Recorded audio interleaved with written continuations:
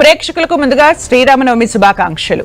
శ్రీరామనవమి వేడుకలకు భద్రాచలం శ్రీ సీతారామచంద్ర స్వామి వారి ఆలయం సర్వాంగ సుందరంగా ముస్తాబైంది. ఇప్పటికే భద్రాచలంలో శ్రీరామనవమి బ్రహ్మోత్సవాలు కన్నుల పండుగ కొనసాగుతున్నాయి. ఇక ఇవాళ జరిగే రాములోరి కళ్యాణానికి ప్రభుత్వం తరపున ముఖ్యమంత్రి రేవంత్ రెడ్డి పట్టు వస్త్రాలు తలంబ్రాలు సమర్పించనున్నారు. ఇక శ్రీరామనవమిని పురస్కరించుకుని శ్రీరామనవమి గురించి మనతో మాట్లాడడానికి సిద్ధంగా ఉన్నారు కసిరెడ్డి వెంకటరెడ్డి గారు, ప్రముఖ ఆధ్యాత్మికవేత్త. నమస్కారం గురువు గారు. నమస్కారం అండి. నమస్కారం. అలాగే గోపీకృష్ణ శర్మ గారు, ప్రముఖ ఆధ్యాత్మికవేత్త. నమస్కారం అండి గురువు గారు. నమస్కారం. ముందుగా గోపీకృష్ణ శర్మ గారు, మీరు చెప్పండి, పురుషులలో ఉత్తముడిగా రాముడు ఎలా అయ్యాడు? అంటే పురుషోత్తముడు అని చెప్తూ ఉంటాం రాముడిని, ఎలా అంటే కొన్ని చెప్పండి రాముడికి సంబంధించి. తప్పకుండా. రామాయ రామభద్రాయ రామచంద్రాయ వేధసే రఘునాథాయ నాథాయ సీతాయా పతయే నమః. మొదలుగా ఎన్టీవీ ప్రేక్షకులకు, సనాతన ధర్మ అనుయాయులందరికీ కూడా రామనవమి శుభాకాంక్షలు. వాస్తవానికి ఈ రోజు చాలా బిజీ షెడ్యూల్లో ఉంటాం, పూజలు హోమాలు అన్ని కూడా. కానీ ఇది కూడా ధర్మ కార్యమే అని, 4 మాటలు ధర్మం గురించి మాట్లాడుకోవడానికి, రాముడి గురించి చెప్పడానికి ఇది కూడా తపస్సులో భాగమే అని ఈరోజు పాల్గొనడం జరిగింది. మీరు చాలా విశేషమైన పదం అది. పురుషోత్తముడు అని అంటే అందరికల్లా ఉత్తముడు అని అర్థం. ఈయన చాలా ఉత్తముడు అండి అంటారు, అంటే ఉన్న వాళ్ళల్లో చాలా మంచివాడు అని. పురుషోత్తముడు అనగా ఆ శబ్దం రాముడికి ఉందండి, మనం ఇంకెక్కడా వాడము. పురుషోత్తముడు అనే శబ్దం వాడడంలో ఉద్దేశం ఏంటి అంటే, రాముడి జీవితం మొత్తం చూసినట్టయితే ధర్మానికి అతిరిక్తంగా ఏ పని చేయలేదు, అంటే ధర్మం కాకుండా. రామో విగ్రహవాన్ ధర్మ అని అంటారు. అంటే రాముడు ఒక ధర్మము విగ్రహ రూపం తీసుకుంటే అది రాముడయ్యాడు అని. ఓ ధర్మాన్ని మనం చూడాలి, ధర్మం అంటే ఎలా ఉంటుంది, దానికి ఒక విగ్రహ రూపం కావాలి అనుకుంటే అప్పుడు రాముడి జీవితాన్ని చూస్తే చాలు, రామాయణాన్ని చదివితే చాలు, అప్పుడు ధర్మ స్వరూపం అనేది మనకు అర్థమవుతుంది అని పెద్దలు అంటూ ఉంటారు. అంటే ప్రతి మనిషి జీవితం కూడా పురుషోత్తముడిలాగా కావాలంటే, ఉత్తమమైన జీవితాన్ని పొందాలంటే ఏం చేయాలంటే ఒకటే మాట, ధర్మ మార్గంలో ఉండాలి. ధర్మం అంటే చాలా చెప్పాలి సార్, ధర్మానికి అర్థం ఏంటి, దేన్ని ధర్మం అంటాం అనే చాలా విషయాలు కూడా వస్తూ ఉంటాయి. దానిలో ఏం చెప్తారంటే, వేదం ఏది చెప్పిందో అది ధర్మం, వేదం ఏది చెప్పలేదో అది అధర్మం అని ఒక మాటలో చెప్పారు. మళ్ళీ ఇంకొకటి అహింస పరమో ధర్మ అని. కొంతమందిని చూస్తుంటే ఏదో రకంగా పక్క వాళ్ళని ఇబ్బంది పెడుతూ ఉంటారు, హింసిస్తూ ఉంటారు. అది మానసికంగా అవ్వచ్చు, వాచికంగా అవ్వచ్చు, కాయికంగా అవ్వచ్చు, అంటే మాట ద్వారా కావచ్చు, చేత ద్వారా కావచ్చు, మనస్సుతో కావచ్చు. ఈ ఏంటి ధర్మం అంటే ఒక మాట చెప్పారు, ఎవరిని ఇబ్బంది పెట్టకుండా ఉండడమే ధర్మము అని కూడా చెప్పారు. ఇట్లా చాలా ధర్మానికి చెప్తూ వస్తూ అలా ధర్మ స్వరూపమైన రాముడి జీవితం మొత్తం కూడా ధర్మాన్ని లోకానికి పరిచయం చేయడానికే రామావతారం తీసుకున్నారు. మీరు పితృ ఆజ్ఞా పరిపాలకుడైనా, అంటే తండ్రి మాట వినడం అని. తండ్రి మాట వినడంలో ఎక్కడి వరకు వెళ్ళాడు రాముడు అంటే వనవాసం వరకు వెళ్ళాడు. అంటే పట్టాభిషేకం చేసుకుని రాజుగా పరిపాలించడానికి ముందు తెలిసినా కూడా వెళ్ళిపోవడం జరిగింది నిజానికి. ఓకే గురువు గారు, మనం కసిరెడ్డి వెంకటరెడ్డి గారితో మాట్లాడదాం. గురువు గారు, మీరు చెప్పండి, అంటే ధర్మ పరిరక్షణలో రాముడి పాత్ర గురించి చెప్పండి. ధర్మ పరిరక్షణలో శ్రీరాముడు నియతాత్ముడు, మొదటి శ్రీరాముని గుణాలలో ఉన్నటువంటిది. అంటే తన ఆత్మ నిగ్రహం కలిగినటువంటి వాడు, మనోనిగ్రహం కలిగినటువంటి వాడు. తర్వాత రాముడు పరాక్రమవంతుడు, కానీ పరాక్రమం అనేటటువంటిది దుష్టులను శిక్షించడానికి, శిష్టులను రక్షించడానికి, ధర్మాన్ని స్థాపించడానికి మాత్రమే. ఎందుకొరకు అని అంటే గీతాచార్యులు చెప్పినటువంటి దాని ప్రకారంగా శిష్టజన రక్షణ, దుష్టజన శిక్షణ, ధర్మ సంస్థాపన అనేది. కాబట్టి రాముడు అదే విధంగా జీవించాడు. అంతేగాక రాముడు తేజస్ సంపన్నుడు, రాముడు ధైర్యశాలి, రాముడు నియమనిష్టా గరిష్ఠుడు, రాముడు నీతి కోవిదుడు, సర్వ విద్యా పారంగతుడు, సుసంపన్నుడు, అంతేకాదు శత్రు సంహారకుడు.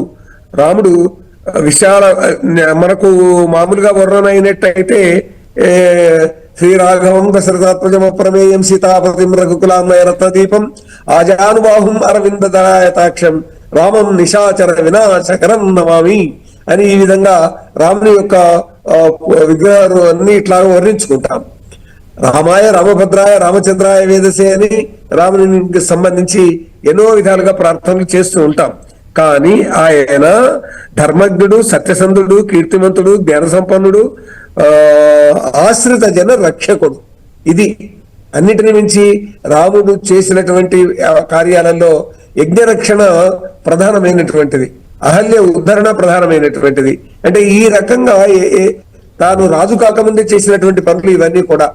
అంటే రామలక్ష్మణులు ఇద్దరిని కూడా విశ్వామిత్రుడు యజ్ఞరక్షణ నిమిత్తం తీసుకొని వెళ్ళినటువంటి సందర్భంగా యజ్ఞరక్షణ చేయడానికి ఏమిటి అని అంటే, ఇవాళ మనం ఒక పెద్ద సమావేశం పెట్టుకున్నాం, సదస్సు, ఒక ధార్మిక సదస్సు లేకుంటే ఒక ప్రజా సదస్సు జరుగుతున్నది. దాన్ని భంగం చేయడానికి ఎవరైనా ప్రయత్నం చేశారనుకోండి, అప్పుడు ఎవరిది బాధ్యత? దాన్ని రక్షించేటటువంటి బాధ్యత, భద్రత ఎవరు తీసుకోవాలి అంటే ప్రభుత్వం తీసుకోవాలి, అంటే పరిపాలనలో ఉన్నటువంటి వాడు తీసుకోవాలి. అదే విధంగా పరిపాలనలో ఉన్నటువంటి దశరథుడు తీసుకోవాలి. కానీ దశరథుని కుమారులైనటువంటి రామలక్ష్మణులను విశ్వామిత్రుడు తీసుకుని వచ్చేసి యాగరక్షణ చేయించాడు. కాబట్టి నేడు ఇట్లా అన్వయించుకుంటే ఎలాగైతే ఒక యజ్ఞ సదృశమైనటువంటి ఒక ధార్మిక సదస్సు జరిగే సందర్భంగా ఎవరైనా భగ్నం చేయడానికి పూనుకుంటే అందుకు రక్షకులు కావాలి. అదే విధంగా రాముడు ఆనాడు రక్షణ చేశాడు, ఇవాళ దాన్ని ఇట్లాగా అన్వయించుకోవాలి. అదే విధంగా దీన జనోద్ధారకుడు లేదా పతిత జనోద్ధారకుడు. అహల్య అదృశ్య అయింది, అదృశ్యగా ఉండమని గౌతముడు శాపం ఇచ్చాడు. నిజానికి తెలుగు రామాయణాలలో అహల్య రాయిగా మారినటువంటి కథ ఉంది. అంటే గోనబుద్ధారెడ్డి రాసిన రంగనాథ రామాయణం దగ్గర నుంచి మొదలెట్టుకుని అనేక రామాయణాల్లో చివరికి రామదాసు రచించినటువంటి దశరథి కరుణాపయోనిధి అనే దశరథి శతకంలోనూ కూడా రాతిని నాతి చేసి అని ఆయన కూడా అన్నాడు. కానీ అదృశ్య ఎవరికి కనిపించకుండా ఉన్నటువంటి అహల్య ఆమె మీద నిందపడింది కాబట్టి ఆమెను ఉద్ధరించాడు రాముడు. కాబట్టి ఆ విధంగా ఎవరైతే మురడువారిన జీవితం కలిగి ఉన్నారో ఆ మురడువారిన జీవితాన్ని మళ్ళీ చిగురింపజేసినటువంటిది రాముని యొక్క గొప్పతనం. అందువల్ల అట్లాగే మనం వరుసగా చూసినట్టయితే జటాయువు సీతారక్షణలో తన రెక్కలు పోగొట్టుకుని కింద పడింది, దారి చెప్పి చనిపోయింది. ఆ జటాయువుకు ఒక తండ్రికి ఏ విధంగా అంత్యేష్టి సంస్కారాలు చేస్తారో అట్లాంటి సంస్కారాలు చేశాడు రామచంద్రుడు. రామాయణాల్లో ప్రతి ఘట్టం కూడా చాలా అద్భుతంగా కనిపిస్తూ ఉంటుంది. శ్రీ గోపికృష్ణ శర్మ గారు, మీరు చెప్పండి. అంటే రాముడి జీవితం నుంచి నేర్చుకోవాల్సినవి చాలా ఉన్నప్పటికీ శ్రీరామనవమి రోజు చేయవలసినవి, చేయకూడని పనుల గురించి ఒకసారి తెలియజేస్తారా? తప్పకుండా. శ్రీరామనవమి రోజు విశేషంగా మనం కళ్యాణాన్ని వీక్షిస్తాం. ఈ రోజు చేయాల్సిన పని ఏంటంటే మొదలుగా కళ్యాణం చూడడం, వీలైతే కళ్యాణం చేయించుకోవడం. ఎందుకంటే కళ్యాణం అనే శబ్దానికి అర్థం ఏంటి అంటే కళ్యాణం మంగళం శుభం అని. అంటే ఒకసారి దేవుడి కళ్యాణం చేయించిన చూసిన మన ఇంట కళ్యాణ పరంపర కొనసాగుతుంది అంటారు. కళ్యాణం అంటే శుభ పరంపర, అది కొనసాగాలి అనుకున్నప్పుడు దేవుడు కళ్యాణం చేయాలి. ఎందుకు? మనమందరం లోకంలో కళ్యాణం పెళ్లిళ్ళు చేసుకుంటాం, దాన్ని కళ్యాణం అంటాం. లోకంలో పెళ్లిళ్ళు చేసుకుంటాం ఎందుకు? మన స్వార్థం గురించి. మనం పెళ్లి చేసుకునే సందర్భంలో ఒక మాట చెప్తూ ఉంటారు, ధర్మ ప్రజా సంపత్యగ్ స్త్రియముద్వహే అంటారు. అంటే మానవులందరూ పెళ్లి చేసుకునే సందర్భంలో అంటే ధర్మ ప్రజా సంపత్తి గురించి. అంటే నాకు వచ్చే సంతానం అంతా కూడా ధర్మబద్ధమైన సంతానం కావాలి, నన్ను ఓల్డేజ్ హోమ్ లో వేసేటువంటి సంతానం కాకుండా సత్సంతానం ఇవ్వడానికి ఈ అమ్మాయిని వివాహం చేసుకుంటున్నాను. అమ్మాయి చెప్తుంది, అబ్బాయి కూడా చెప్తాడు. ఆ సందర్భంలో ఇది లోకల్లో చేసుకునేది. మరి భగవంతునికి చేసుకునే సందర్భంలో ఏంటి? లోక రక్షణ హేతవే అంటారు. ఒక అమ్మని, సీతా అమ్మవారిని ఈరోజు రాముల వారు వివాహం ఆడుతున్నారు. ఎందుకు అంటే లోక రక్షణ హేతవే, లోకాన్ని సంరక్షించడానికి, లోకాన్ని కాపాడడానికి అమ్మవారిని ఆయన పాణిగ్రహంగా తీసుకొని అమ్మవారిని వివాహం చేసుకున్నాడు. ఈ లోక రక్షణ గురించి ఆయన ఏదో మనం మానవులకు పెళ్లి చేసుకున్నట్టుగా ఇతర వాంఛల గురించి పెళ్లి చేసుకో. భగవంతుడు ఎప్పుడైనా కానీ లోకాన్ని సంరక్షించడానికి, ఎందుకు అంటే శివశక్త్యా యుక్తో యది భవతి శక్త అని శివానందలో ఒక మంచి మాట చెప్తారు. ఎప్పుడైనా భగవంతుడికి పరిపూర్ణమైన శక్తి ఎప్పుడు వస్తుందట అంటే అమ్మవారిని వివాహం అయిన సందర్భంలో మాత్రమే వస్తుందంట. అంటే శక్తితో కూడిన శివుడికే శక్తి ఎక్కువ ఉంటుంది. అలానే రాముల వారు కూడా వివాహం చేసుకొని ఆ శివ ధనస్సు భంగం, మనం ఇంతకుముందు ఒక మాట చెప్పాం కదా, రాముల వారిది పితృ ఆజ్ఞా పరిపాలకుడు ఎక్కడి వరకు వెళ్ళాడు అంటే వనవాసం వరకు వెళ్ళాడు. అక్కడి వరకు ఆయన పితృఆజ్ఞను పరిపాలించేంత మనస్సు కలవాడు. ఆయన బాల క్రీడ అని ఒక మాట చెప్తారు. శివ ధనస్సును భంగం చేసే సందర్భంలో ఆయన చిన్న పిల్లవాడు. ఆయన అధ్యయన నిమిత్తం వాళ్ళ గురువు వారితో ఆశ్రమంలో ఉంటారు. ఆ సందర్భంలో శివ ధనస్సు భంగం చేసే సమయంలో ఆయన చాలా చిన్న పాలవాడు. అంటే ఆయన క్రీడ ఎంతవరకు ఉంది అని అంటే శివ ధనస్సును భంగం చేసేంత వరకు ఆయన క్రీడ ఉంది అని ఆ సందర్భంలో చెప్తూ ఉంటారు. అట్లా ఆ అమ్మవారిని వివాహం చేసుకున్న తర్వాత లోకాన్ని రక్షించడానికి రాముల వారు సీతా అమ్మవారిని లోక రక్షణ హేతవే అన్నారు. అలాంటి లోకాన్ని సంరక్షించడానికి శ్రీరాముల వారు చేసుకున్నారు. ఈ రోజు మనం చేయాల్సిన పని ఏంటి? ఈ వివాహం చేసుకుంటున్నారు సీతారాముల వారు. ఆ వివాహం చూసిన తర్వాత మనకి కళ్యాణ పరంపర కావాలి. మనం ఏం చేయాలి? రాముడి జీవితాన్ని మొత్తం చూస్తే మనం ధర్మమే కనబడుతుంది. అక్కడ ధర్మానికి మించి మీకు ఏమీ కనపడదు. ఒక తండ్రితో కొడుకు ఎలా ఉండాలి, ఒక తమ్ముడితో అన్నయ్య ఎలా ఉండాలి, ఒక భార్యతో భర్త ఎలా ఉండాలి, ఒక అంటే వాళ్ళున్న రాజ్యాన్ని ఎలా సంరక్షించాలి అని చాలా విశేషంగా రఘువంశ మహాకావ్యంలో కాళిదాసు గొప్ప మాట చెప్తారు. రామరాజ్యం ఎలా ఉండేది ప్రతి ఒక్కరు కూడా అనుకుంటూ ఉంటారు. రామరాజ్యం కావాలి, రామరాజ్యం కావాలి అని అంటుంటారు కదా లోకంలో. ఈ రామరాజ్యం అంటే ఏంటి అంటే సాపౌరాన్ పౌరకాంతస్య రామస్యాభ్యుదయ శృతి ప్రత్యేకం హ్లాదయాంచక్రే అని ఒక కుల్యేవోద్యాన పాదప అంటారు. అంటే రామరాజ్యంలో ఉన్న ప్రతి ఒక్క పౌరుడు ఎలా సంతోషంగా ఉన్నాడు అని అంటే, మనం తోటలో కొన్ని చెట్లు ఉంటాయి. ఆ చెట్లకి నీళ్లు పెట్టే సందర్భంలో ఒక చెట్టుకి పరిపూర్ణంగా పాదు తీసి పక్క చెట్టుకి ఆ నీళ్ళు వెళ్తాయి. ఆ పాదు పూర్తిగా నీళ్లు నుండి పక్క చెట్టుకి నీళ్ళు వెళ్తూ ఉంటాయి కదా.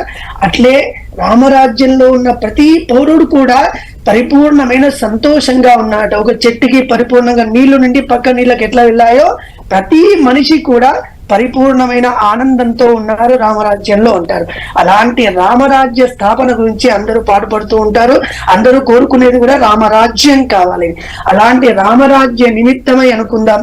ఈరోజు భద్రాచలంలో కానీ అయోధ్యలో కానీ ఎన్నో రాముడి గురించి విశేషమైన కార్యక్రమాలు జరుగుతూ ఉంటాయి.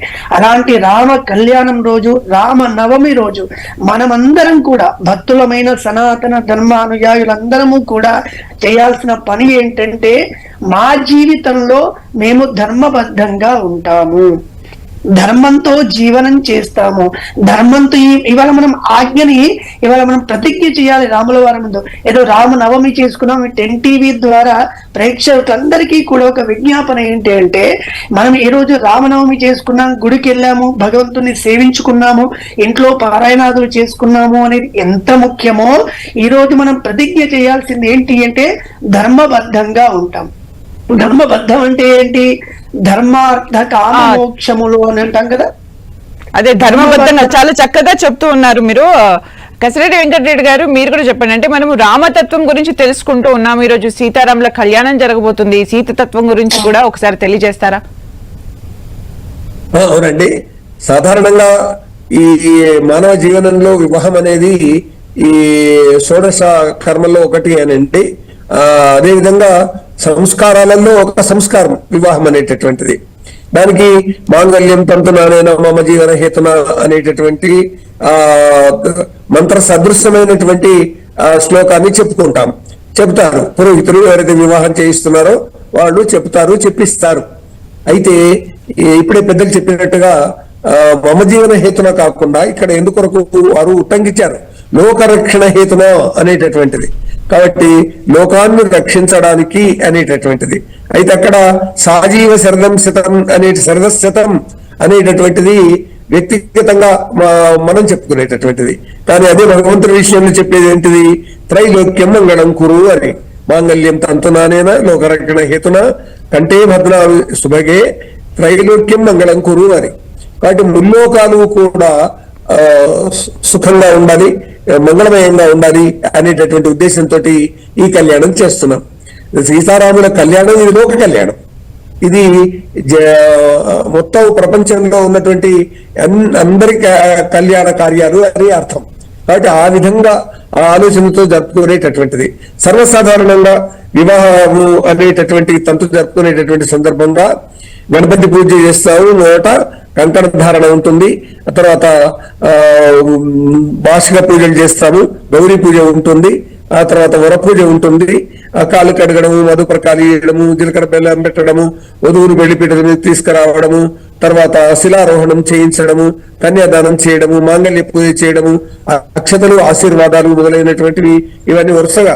తర్వాత తలంబ్రాలు, వధువును అత్తగారింటికి పంపడానికి ఏర్పాటు చేయడము, బ్రహ్మముడి వేయడము, తర్వాత 7 అడుగులు నడిపించడము, ధ్రువ నక్షత్ర దర్శనం చేయించడము, అరుంధతి నక్షత్ర దర్శనం చేయించడము, తర్వాత మామూలుగా జనజీవనంలో అయితే పోలు తిరగడం మొదలైనటువంటి ఉంటాయి. వేద ధర్మ ప్రకారంగా వైదిక ప్రకారంగా చేసినట్టయితే తప్పకుండా హవనం చుట్టూ తిరగడము అనేటటువంటివి ఉంటాయి. తర్వాత బంతులాట, ఉంగరాలు తీయడము, తర్వాత వ్యవసాయం చేయించడము, తర్వాత తొట్టెల్లో ఉయ్యాల్లో ఓ బొమ్మను వేయించి తీయించడము, సరే విందు భోజనాలు, రేగింపులు ఇవన్నీ కూడా సర్వసాధారణంగా ఉండేటివి.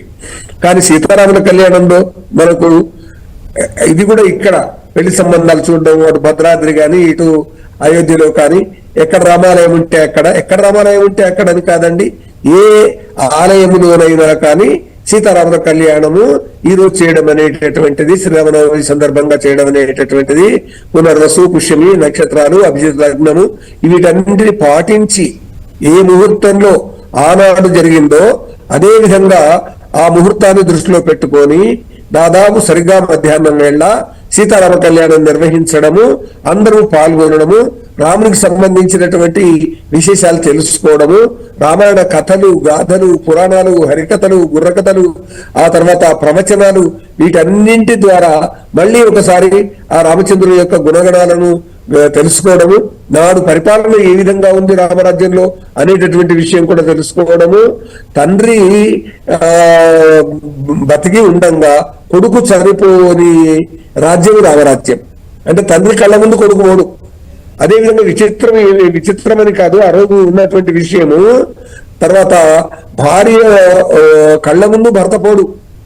అదేవిధంగా అన్నమో రామచంద్ర అనేటటువంటి వాళ్ళు లేరండి. రామచంద్రుడు వెళ్ళిపోయిన తర్వాతనే అన్నమో రామచంద్ర అనేటటువంటి ఒకనొక పరిస్థితి వచ్చింది. కరువు కాటకాలు వస్తే తప్పదు అంటాం, అన్నాం. కానీ అన్నమో రామచంద్ర అనేటటువంటి మాట ఎంతవరకు వచ్చేసింది అంటే రామరాజ్యంలో ఎంత గొప్పగా పరిపాలన ఉండిందో అన్నమో రామచంద్ర అన్నవాడు లేడండి. కానీ ఆ తర్వాత ఈ అయ్యో రామ, అన్నమో రామచంద్ర అనేటటువంటి ఇట్లాంటి మాటలన్నీ వచ్చేసినాయండి. కాబట్టి ఇవాళ నా కళ్యాణ కార్యం కాబట్టి ఆ కళ్యాణ కార్యానికి సంబంధించినటువంటి అనేక విశేషాలు తెలుసుకున్న తర్వాత వాటిని జీవితంలో ఆచరించడానికి ప్రయత్నం చేయడం, ఇవన్నీ మనం చూస్తాం. మండోదరి అంటుందండి రాముడు ఎలాంటి వాడు అని చెబుతూ, రావణాసురంతో అంటుంది, భాస్కర్ రామాయణంలో ఉన్నటువంటి విషయం ఇది. రాముడు గుణాభిరాము జగద్రక్షైక దీక్షాగురు అంటే రాముని గుణాలండి ఇవి.